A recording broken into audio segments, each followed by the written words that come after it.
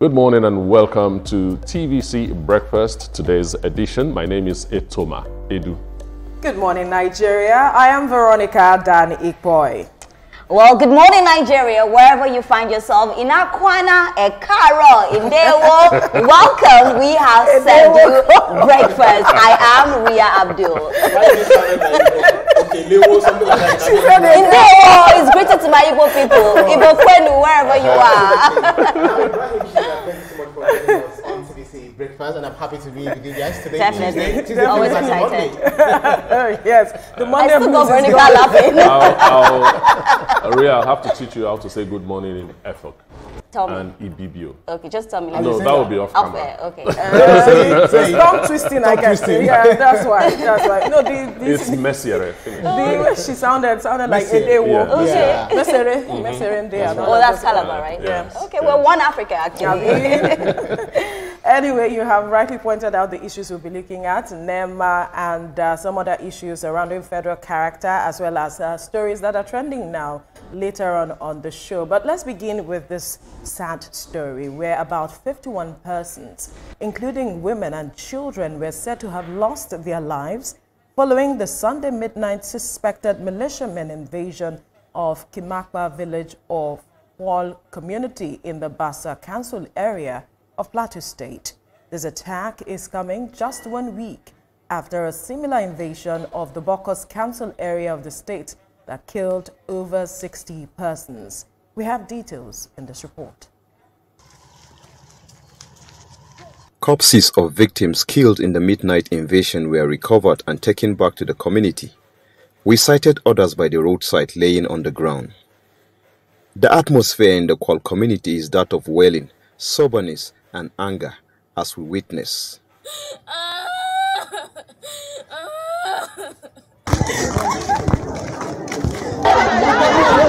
The assurance given by the National Security Advisor Nuhu Ribadu that the attack that killed over 60 persons in Bokos weeks ago will be the last to be experienced in the state has been altered. Some leaders of the community and eyewitnesses narrated their ordeals. They started shooting, they burnt houses, they macheted people, and as I speak, we have recovered about 51 dead bodies on ground. And then we are still searching. I will not say that is the end, but we are still searching on other corpses around the bushes. One of the houses, 8 people were killed. The whole family were massacred. The father, the mother, and the children, 8 of them. They are still in their room now. If you go there, you will see. So it is quite unfortunate that this thing is still reoccurring in this state and in this local government. From last year, if I will give you the account of women that lost their husband, we have about 570-something women that Fulani people killed their husband. We have so many widows and orphans in this community. So we are tired. This thing enough is enough. With the development, it is now recorded that over 100 lives were lost just within 2 weeks in Plateau State following gunmen attacks. Workable measures should be employed by the authorities to put an end to this recurring situation across selected communities in the state. Funom Joshua, TVC News, Kwal. Meanwhile, President Bola Tinubu has condemned these killings as he sympathized with Governor Caleb Mutfwang, the state government, and the people of Plateau State, while urging him to summon the necessary political will to resolve the crisis and establish enduring peace. In his call for the harmony among the people of Plateau State, President Tinubu emphasized the importance of love and unity beyond religious and ethnic lines. He encouraged communities, spiritual and political leaders within and beyond the state to unite and end the cycle of retaliatory attacks that have made life unbearable for affected communities. He instructed security agencies to thoroughly investigate this crisis and identify those responsible for orchestrating these violent acts. The president said the federal government remains committed to supporting Governor Mutfwang and the Plateau State government in promoting dialogue. A really sad development. I recall that the governor was on one of our programs Beyond the Headlines to talk about the killings in Bokos about last week. And again, just over the weekend, and then yesterday we have seen attacks again in some communities in Plateau State. And he also confirmed that some persons have taken over about 16 communities in the state.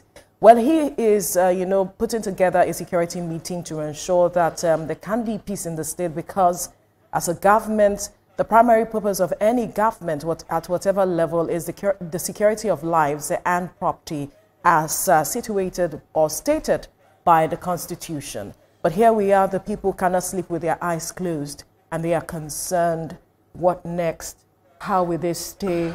Plateau has been in the news over the years. Unfortunately, we have been seeing reoccurring attacks in recent days. According to our reporter, over 100 persons killed in just 2 weeks. It's a sad one. And it is emotional and annoying to me that something so dastardly happens and we have political statements that Bokos will be the last one. How come it happened again? What is wrong with our security architecture? Everything is controlled by the state government. So by the federal government. So when things like this happen, you wish the state governments had some authority over security. They understand the terrain, so they can move faster, they can react faster when things like this happen. But everything is domiciled at the federal government. All right?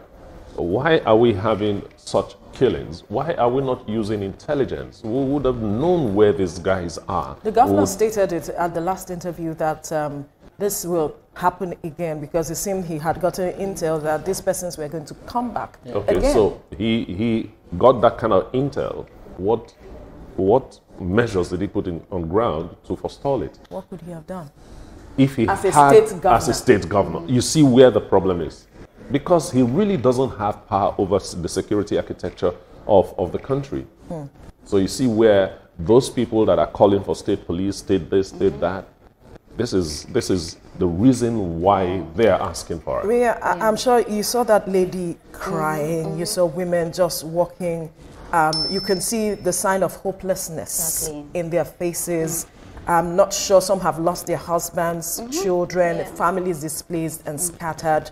I know you have, gone in contact with a lot of persons like this, because humanitarian issues concern you a lot. But talk to us from that perspective, what that picture told you when you saw it. For me, it is terrible. It is so sad. And just to say with what Etoma said, I am angry. Because this is happening over and over time. In 2003, we saw this in 2004, this same Plateau. And every time we speak about the fact that, oh, the government has seen it, we will take care of it, but it keeps happening. So now my problem is that, are they not seeing the cries of the people? Like, look at that woman crying. Possibly she has lost her child. Possibly she has lost her husband. And also, one of the eyewitnesses that was there said, even while the vigilante was there, the unknown gunmen came and they were just periodically shooting. And it's just sad to see that these people are losing their loved ones. How long are we going to sit down and we'll keep saying that insecurity, we're dealing with it? And every day people are dying. These lives are precious. Of course, the lives are precious. It reminds me of the Obasian state, where life, was brutish, and then man's life was cut short, as just like we were living, back in the days where people struggle for, survival and all of that. This is a government, this is a democratic government, where we have people that represent us to help us go to bed at night and sleep with our 2 eyes closed.